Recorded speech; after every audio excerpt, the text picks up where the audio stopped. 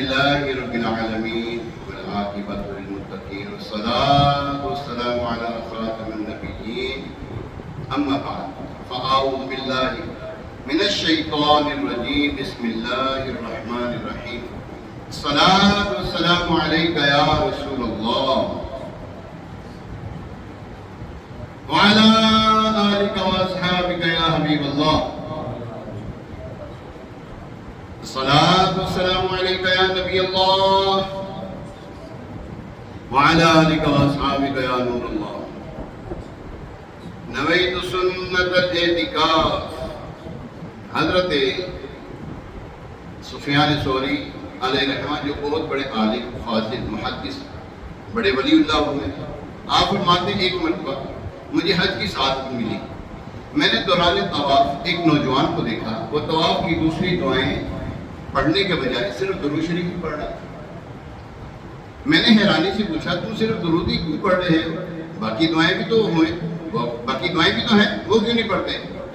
اس نے سب سے پہلے میرا نام پوچھا، میں نے اپنا واقعہ سنا دیا، میرا نام پوچھا، پھر اپنا واقعہ سناتے ہوئے بولا میرے والد حج کے لیے روانہ ہوئے تھے، دوران سفر ایک جگہ والد صاحب شدید بیمار ہو گئے، چنانچہ ہم لوگ کے علاج وغیرہ شروع ہوا، مگر مرض بڑھتا گیا، جو دوا کی کہ مصداق کوئی دوا اثر نہ کی۔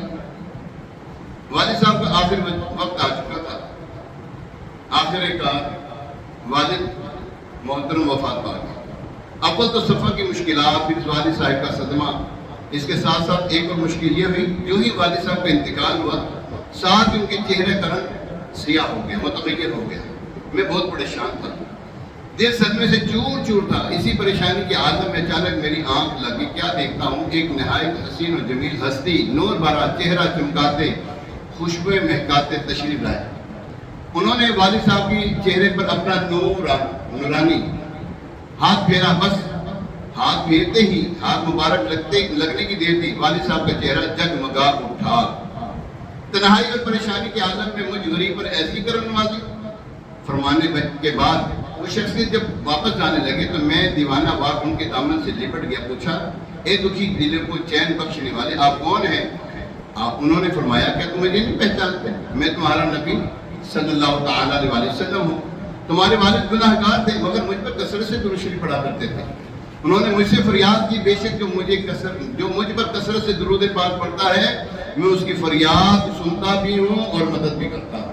فریاد امتی جو کرے حال زار میں، ارے ممکن نہیں کہ خیر بشر کو خبر نہ ہو۔ سبحان اللہ، سبحان اللہ۔ نوجوان نے مزید مجھے بتاتے ہوئے کہا، اس کے بعد میری آنکھ کھل گئی، میں نے دیکھا والد صاحب کا چہرہ حقیقتاً روشن ہو چکا تھا۔ دنیا اور آخرت میں جب بھی رہوں سلامت، پیارے پڑھوں نہ کیوں کر تم پہ سلام ہر دم، للہ اب ہماری فریاد کو پہنچیے، بے حد ہے حال اب تر تم پر سلام ہر دم۔ سبحان اللہ۔ پیارے محترم صاحب، سنا آپ نے درود پاک کی کیسی فضیلت، کیسی برکتیں ہیں۔ اللہ کریم ہمیں بھی درود پاک کی فضیلتوں کو سمیٹنے کی توفیق عطا فرمائے۔ خیریت سے ہو گیا؟ الحمدللہ، اللہ شفا دے آپ کو۔ آج 23 مئی ہے اور 2025 بمطابق 25 ذی-القعدہ شریف ہے۔ 25 ذی-القعدہ اور 1446 سنہ ہجری، پیارا دن ہے۔ خرامہ حج کے ایام آ رہے ہیں، 5 دن بعد ذوالحجہ شریف آ جائے گا۔ خوش نصیب حجاج کرام، خوش نصیب عاشقان رسول، خوش نصیب حج کی سعادت پانے کے لیے مکہ مکرمہ زادہ اللہ شرفا و تعظیما پہنچ رہے ہیں، راستے میں تیاری کر رہے ہیں سفر حج کے لیے، کشاں جا رہے ہیں۔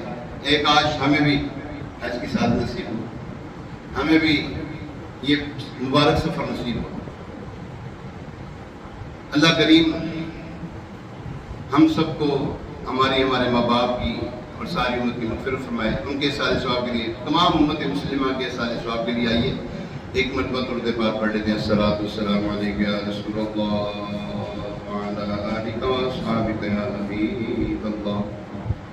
الصلاة والسلام عليك يا نبي الله وعلى آلك وأصحابك يا خاتم النبيين اللهم صل على سيدنا ومولانا محمد طب القلوب ودوائها وعافية الأبدان وشفائها ونور الأبصار وضيائها وعلى آله وأصحابه وبارك وسلم صلاة وسلام عليك يا رسول الله.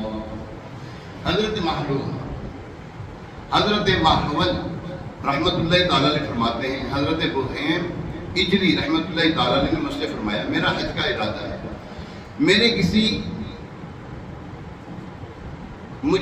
کسی کو رفیق بنا دیجیے. میرا ایک پڑوسی بھی حج پر جانا چاہتا تھا. میں نے اس پڑوسی کو بہیم رحمت اللہ تعالیٰ علیہ کا رفیق بنا دیا.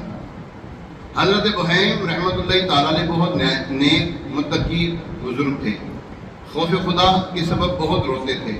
حضرت محبت رحمت اللہ تعالیٰ علیہ فرماتے میرے پڑوسی کو جب ان کے رونے کا پتہ چلا تو میرے پاس آیا، بولا میں حضرت بہیم رحمت اللہ تعالیٰ علیہ کے ساتھ نہیں جا سکتا، مجھے کسی اور کا رفیق بنا دیے. میں نے حیرت سے پوچھا ہمارے پورے شہر میں وہ جیسا نیک بندہ اور اچھے اخلاق والا ہے ہی کوئی نہیں، پھر تم ان کی صحبت سے کیوں محرومی چاہتے ہو؟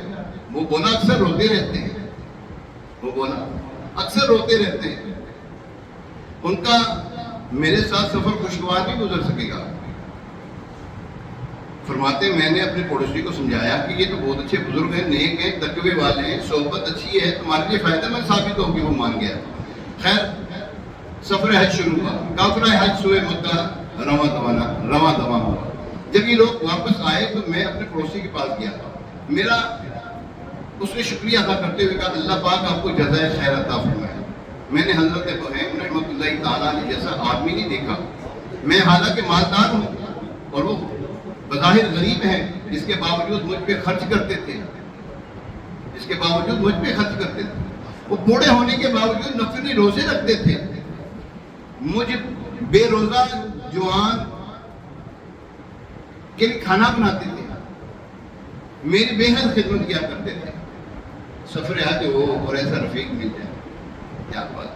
حضرت محمد رحمت اللہ تعالیٰ علیہ فرماتے ہیں میں نے پوچھا حضرت بہیم رحمت اللہ تعالیٰ علیہ کے رونے سے تو بڑے پریشان تھے، اب آپ کا کیا ذہن ہے؟ پڑوسی بولا پہل میں بلکہ دیگر قافلے والے بھی اس کے رونے کی وجہ سے گھبرا جاتے تھے، مگر آہستہ آہستہ ان کی صحبت کی برکت سے ہم پر بھی رقت طاری ہونا شروع ہو گئی اور ہم بھی مل کر ان کے ساتھ خوف خدا اور عشق رسول میں رویا کرتے تھے. یاد نبی پاک میں روئے جو عمر بھر، یاد نبی پاک میں روئے جو عمر بھر، مولا مجھے تلاش اسی چشم تر کی ہے. کاش ہمیں بھی حضرت صلی اللہ علیہ وسلم کی یاد میں رونا نصیب ہو جائے، اللہ کے خوف سے رونا نصیب ہو جائے، اپنے گناہوں کو یاد کر کے. ظاہری بات ہے انسان گناہوں کا پتلا ہے، گناہ ہو ہی جاتے ہیں، گناہ یاد آ جائے تو رونا شروع کرتے ہیں، یا اللہ نافرمانی ہوگی، یا اللہ گناہ ہوگی معاف فرما دے. پیارے محترم صاحب، ہم نے ایک بڑا خوبصورت رقت سے بھرپور واقعہ سنا، اس میں ہمارے لیے سبق ہے. بطور خاص حضرت بہیم رحمت اللہ تعالیٰ علیہ کے کردار پہ غور تو فرمائیے، کتنا پر اثر کردار ہے. بڑا پاکمال ہوتا ہے وہ شخص جو صرف باتیں نہیں کرتا بلکہ اپنے کردار سے دوسروں کی زندگی بدل ڈالتا ہے. جس کے ساتھ 4 دن گزار لے اس کی سوچ، ذہن، اس کے کردار اور گفتار میں مثبت تبدیلیاں لے آتا ہے. حضرت بہیم رحمت اللہ تعالیٰ علیہ کے کردار میں ہمیں ایسے ہی باکمال شخصیت نظر آتی ہے. آپ کا ساتھی پہلے آپ کے ساتھ چلنے کے لیے تیار نہیں، لیکن جب 4 دن آپ کے ساتھ گزارنے کی سعادت پائی تو اس کے بھی طور و طوار بدل گئے. پہلے بہت زیادہ رونے والے کو برا سمجھ رہا تھا، مگر جب سفر ان کے ساتھ کیا تو پھر ان کی برکت سے اس کو بھی آنسوں کی لذت ملنا شروع ہو گئی. پیارے محترم صاحب، ہمارا کردار بھی ایسا ہی ہونا چاہیے. کسی کے ساتھ ہمارا تعلق ہو جائے تو ہمیں چاہیے کہ ہم اچھے انداز کے ساتھ پیش آئیں، اس کے اوپر ایسا اثر ڈالیں. کچھ ایسا ہمیں تکلف کرنا پڑے گا، عادت نہیں ہے، نیکیوں کی بھی عادت نہیں ہے، ہمیں درود پاک کی کثرت کی عادت نہیں ہے، ذکر اللہ کرنے کی بھی عادت نہیں ہے. اللہ کے خوف سے رونے کے تو پتہ نہیں شاید آخری دفعہ کب روئے ہوں گے یاد نہیں پڑتا. ہمیں تکلف کرنا پڑے گا کہ ہم نہ چاہتے ہوئے روئیں اللہ کے خوف سے. یاد رکھیں یار، یہ رونا جو ہے نا بہت بڑی دولت ہے. ہاں، اللہ کے خوف سے نماز پڑھ رہے اور رونا آ جائے، اللہ اکبر. فرمایا قبولیت نماز ہے، قبولیت دلیل ہے یہ، جس کو نماز میں رونا آ جائے اللہ کے خوف سے کہ اس کی بارگاہ میں کھڑا ہوں، یہاں کھڑا ہوں، بروز محشر بھی کھڑا ہونا پڑے گا، اس خوف سے اس کو رونا آ جائے، اس کی عبادت قبول ہو گئی. اللہ اکبر. ہمیں نا مبلغ بننا چاہیے. بلغوا انی ولو آیا، او کما قال علیہ الصلوۃ والسلام. حدیث پاک نبی پاک علیہ الصلوۃ والسلام نے فرمایا تم میں سے ہر کوئی مبلغ ہے، یعنی کہ تم اپنی اپنی جگہ پر ہر کوئی مبلغ ہے. ہمیں اپنے اندر مبلغانہ سوچ رکھنی پڑے گی. مبلغ کسے کہتے ہیں؟ جو اپنے کی پرواہ کرتا ہے تو دوسرے کی بھی پرواہ کرتا ہے، نیک عمل بھی کرتا ہے، نیک عمل کرواتا بھی ہے، گناہوں سے بچتا بھی ہے، بچاتا بھی ہے، نیکی کی دعوت دیتا بھی ہے، اور اللہ اور اس کے رسول کی طرف بلاتا ہے. تو یہ جو ہے نا ایک مسلمان کی شان یہ ہے کہ اس کی باتوں سے خوشبو آئے، مہک آئے اس کی خوشبو سے، اس کی باتوں سے. کوئی بیٹھے تو بور نہ ہو، عجیب بندہ بیٹھ گیا یار، کہتے بور ہی کا چھڑے نے دیا. اپنی باتوں سے، اپنے کردار سے دوسرے کو متاثر کریں اللہ کی رضا کے لیے. دنیاوی طور پر آج تو ہے نا دنیاوی طور پر ہو رہا ہے کام، اللہ ماشاءاللہ جن کو اللہ نے بچایا ہے. مگر نہ آج کل تو عوام خواص جو ہے نا، بڑے بڑے جبے پہننے والے، امامے پہننے والے، بڑی بڑی داڑھیوں والے جو ہیں، وہ تکلف کرتے بھی ہیں نا کسی عمل میں دنیا داری کے لیے کہ جناب والا یہ مجھے اچھا سمجھے گا، مجھے کچھ کھانے کو دے دے گا، مجھے کچھ میری خاطر تواضع کرے گا، مجھے کچھ دنیاوی طور پر پیسے دے دے گا، میری آؤ بھگت کرے گا، مجھے کچھ چیز دے دے گا اپنی طرف سے متاثر ہو کر. نہ، کبھی ایسا نہیں کرنا چاہیے، کبھی بھی نہیں کرنا چاہیے. کسی کے پیسے پر نظر نہیں رکھنی چاہیے. امیر رسول ہمیں بڑی پیاری سوچ تھے، مسلمان کی جان، مال، عزت، آبرو. مسلمان کی جان، مال، عزت، آبرو. ایک مرتبہ پھر بولتا ہوں، سارے مل کے بولتے ہیں. مسلمان کی جان، مال، عزت، آبرو مجھ پر حرام. نہیں سمجھے؟ میری زبان سے، میرے ہاتھ سے، میرے کردار سے، میری گفتار سے دوسرے مسلمان کی دلداری ہو ہی نہ، ہو ہی نہ. مسلمان کی جان، مال، عزت، آبرو. آپ کا مال، آپ کی جان ہے نا، آپ کی جان کو نقصان نہ پہنچاؤں، آپ کے اوپر تانا زنی نہ کروں، آپ کو برا بلا نہ کہوں. جان، مال، آپ کے پیسے، مال و دولت آپ کو دیا اللہ تعالیٰ نے، اس کے اوپر بالکل نظر نہ رکھیں. جان، مال، عزت، آپ کے گھر کی عزت، آپ کی عزت، میری عزت. ہاں، جان، مال، عزت، آبرو. یہ جو بھی معاملات نا عزت اور آبرو کے معاملات جو ہوتے ہیں مجھ پر حرام ہے، مجھ پر حرام. اپنے لیے کر لیں، بس اپنے آپ کو ایسا کر لیں، اپنے آپ کو ایسا کر لیں کہ مسلمان کی جان، مال، عزت، آبرو مجھ پہ حرام ہے. نہ، بالکل مجھے آپ کے مال سے سروکار ہی کوئی نہیں، مجھے آپ کی جان سے سروکار ہی کوئی نہیں. ہاں یہ ضرور ہے، اگر آپ کو کوئی تنگ کر رہا ہوں میں اس کو سمجھاؤں، اے نہ تنگ کر، اللہ تعالیٰ کیوں تنگ کرنا پہ؟ خیال کر، کسی مسلمان کو تنگ کرنا اچھی بات نہیں ہوتی. یہ چیز یہ سمجھائے اس کو. کوئی اس کے مال میں کوئی غبن کر رہا ہے، کوئی اس کے مال کو چھیڑ رہا ہے، اس کے مال پر تصرف کر رہا ہے، ناحق تصرف کر رہا ہے، اس کو روکو. تو یہ چیزیں ہیں. ہم ایسے مسلمان، مثالی مسلمان بنے. حدیث پاک میں محبوب ذیشان صلی اللہ تعالیٰ علیہ وسلم کی خدمت میں سوال ہوا، یا رسول اللہ صلی اللہ علیہ وسلم، ہمارا بہترین ہم نشین کون، ہمارا ساتھی ہم نشین کون ہے؟ اللہ اکبر. بہترین ہم نشین کون ہے، ہونا کون چاہیے، کسے ہمیں اپنا ہم نشین بنانا چاہیے؟ توجہ رکھیے گا. حضور علیہ السلام نے فرمایا جس میں 3 نشانیاں ہوں، جس میں 3 نشانیاں ہوں. عرض کی فداک امی و ابی یا رسول اللہ صلی اللہ علیہ وسلم. ارشاد فرمائے وہ نشانیاں کیا کیا ہیں؟ فرمایا جس کو دیکھنے سے تمہیں خدا یاد آ جائے. پہلی کیا ہے؟ جسے دیکھنے سے تمہیں خدا یاد آ جائے. دوسرا فرمایا جس کی باتیں سن کر تمہارے اندر عمل کا جذبہ پیدا ہو، نیکیوں کا عمل کرنے کا جذبہ پیدا ہو.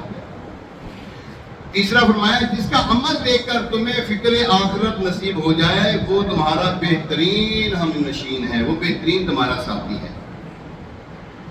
ہمارا ساتھی کون ہونا چاہیے؟ جس کے پاس پیسہ ہو، کو ہمیں کھلاتا پلاتا ہو, شام کو ہمیں ڈنر کراتا ہو, دوپہر کو ہمیں کیا ہوتا ہے, دوپہر کو کیا کہتے ہیں, لنچ کراتا ہو, پھر گھر سے 12-1 بجے بھی اٹھے تو ہمیں بریک فاسٹ بھی کروا دیتا. یہ ایسا ہونا چاہیے میرے لیے.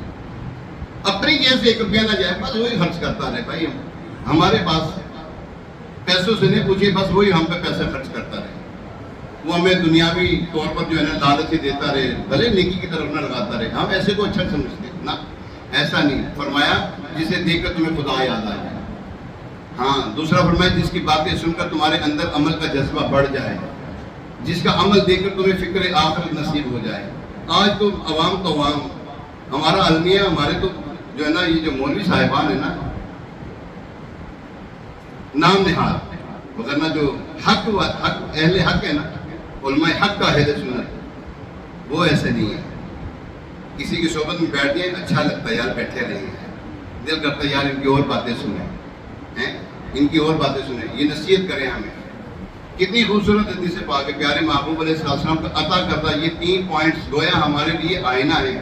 ایک مسلمان کی آئیڈیل پوزیشن کیا ہے, یہ تینوں صاحب. اس کے دونوں پہلوؤں کو پیش نظر رکھیے. یعنی مجھے اچھی صحبت چاہیے, میں جس سے دوستی لگا رہا ہوں اس کے پاس بیٹھ رہا ہوں, میں اس میں یہ تینوں صاحب دیکھوں گا.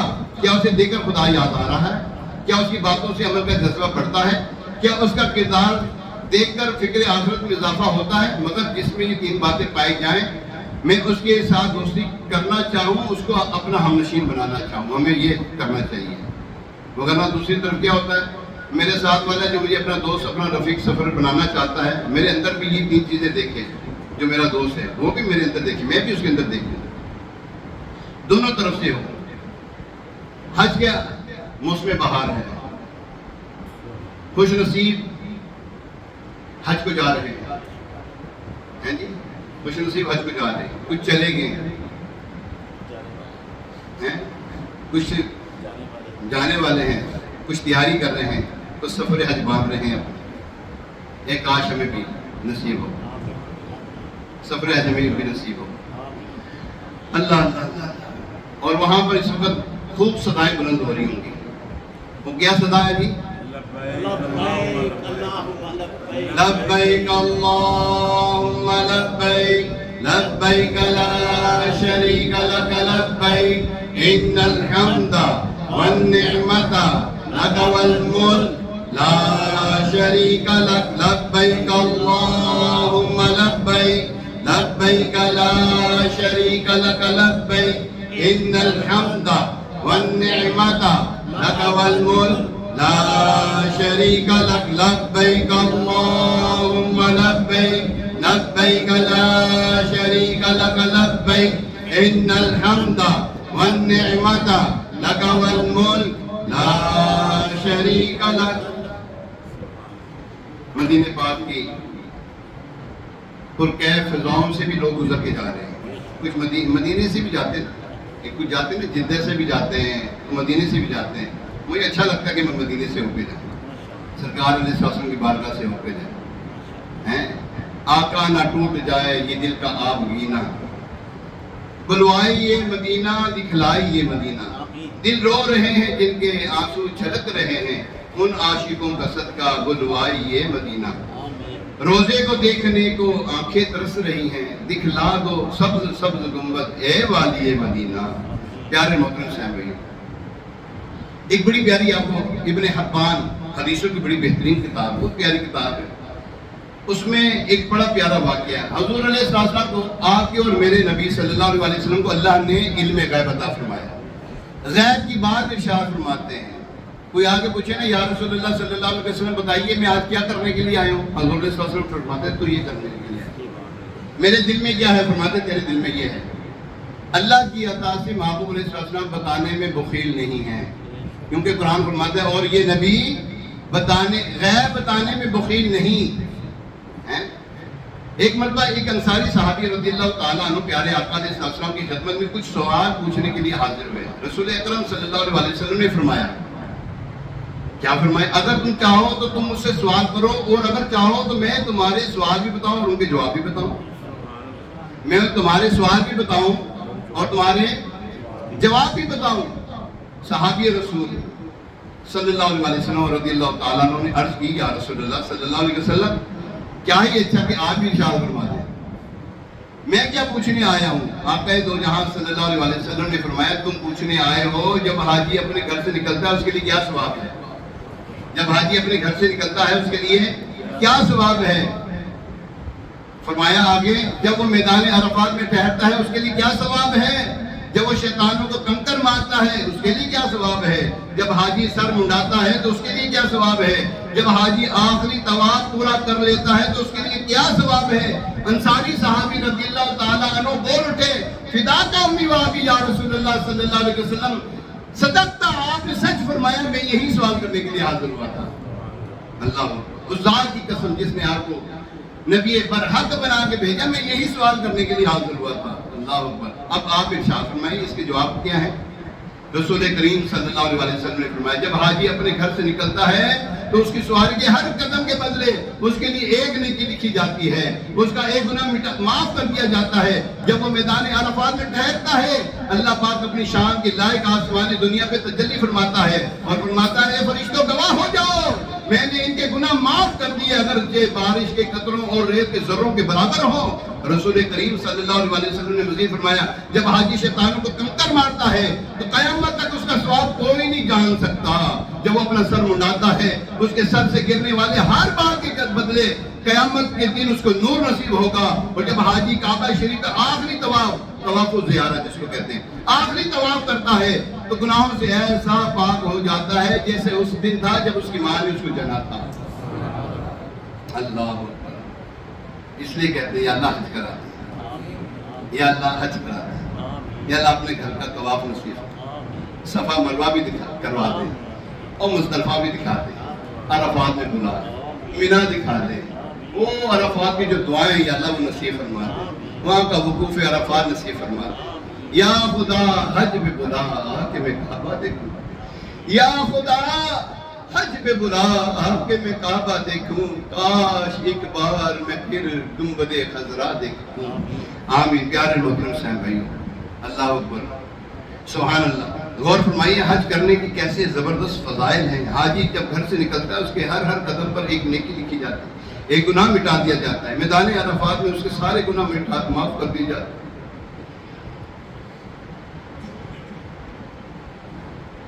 حاجی جب شیطان کو کنکر مارتا ہے اس کو بے شمار اجر عطا کیا جاتا ہے۔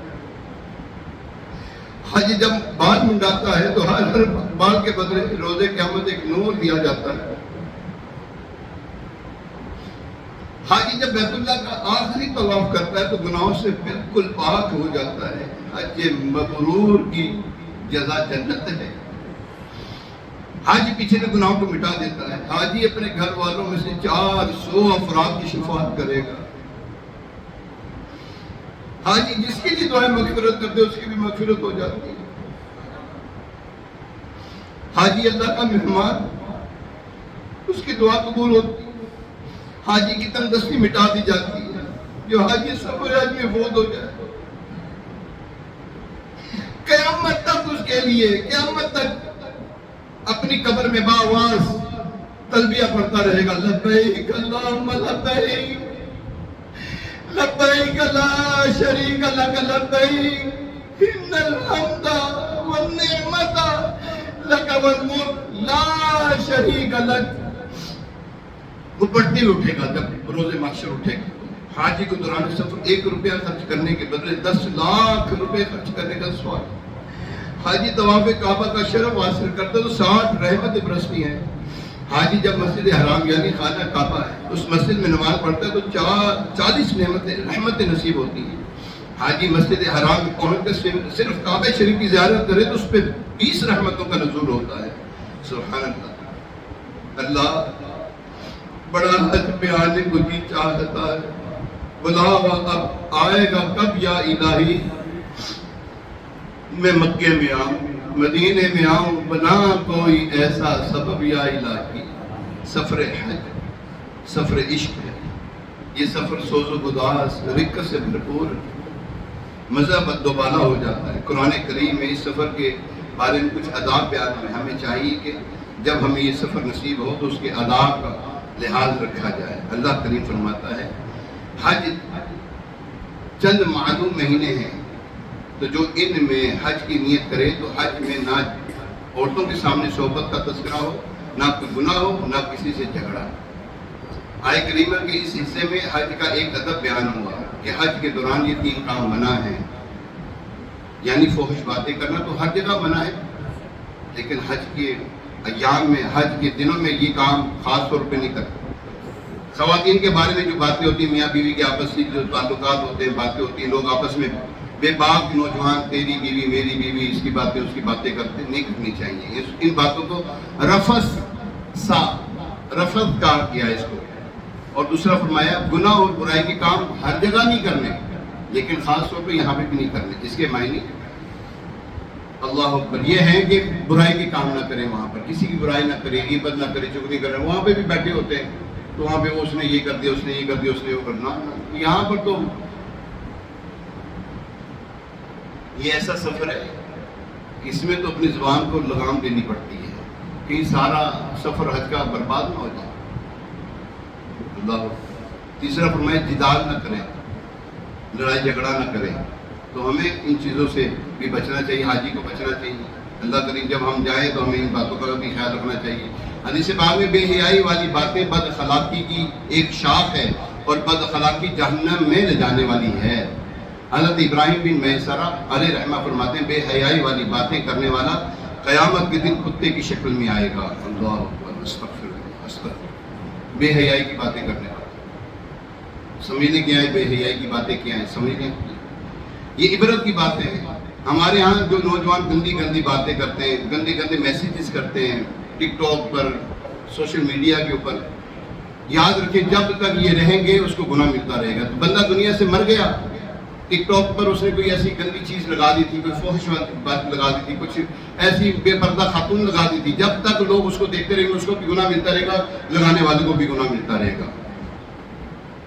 اسی طرح پیارے محترم صاحب، حج کے دوران جو ہے لڑائی جھگڑا تو عام جگہ پہ منع ہے، حج کے دوران بہت زیادہ برا ہے، اس سے بھی بچنا چاہیے۔ حدیث پاک میں ہے محبوب ذیشان صلی اللہ تعالی علیہ وآلہ وسلم نے فرمایا میرے لیے زمین سمیٹ دی گئی، بس میں نے زمین کے مشرق و مغرب دیکھ لی ہے۔ سبحان اللہ، کیا شان ہے۔ یعنی کہ جو جھگڑا کرنے والی یہ سمجھتے کہ ان کو حضور صلی اللہ علیہ وسلم نہیں دیکھتے، دیکھ رہے ہیں، ملاحظہ فرما رہے ہیں۔ ہاں جی، نہیں سمجھے؟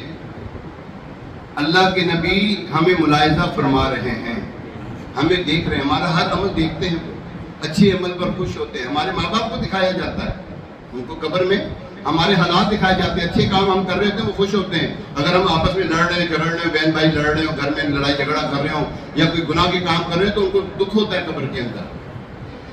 اللہ اکبر، بڑی باتیں حضور صلی اللہ علیہ وسلم کے علم غیب کے اوپر انشاءاللہ پھر جب موقع آئے گا آپ کی خدمت میں عرض کریں گے۔ پیارے محترم صاحب، حج کے موقع پر عمرہ کرنے جائیں تب بھی مسلمان آپس میں محبت اور آپس میں احسان کا جذبہ رکھنا چاہیے۔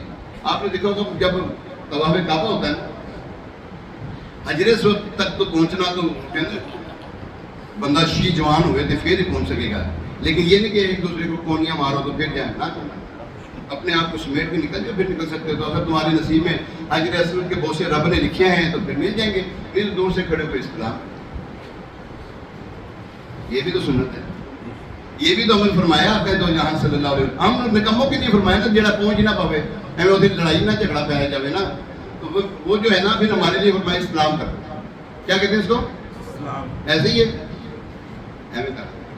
سبحان اللہ، پیارے محترم صاحب، حج جو ہے یہ اللہ تبارک و تعالیٰ کے نیک بندوں کی اداؤں کا نام ہے، اللہ کے نیک بندوں کی اداؤں کا نام ہے۔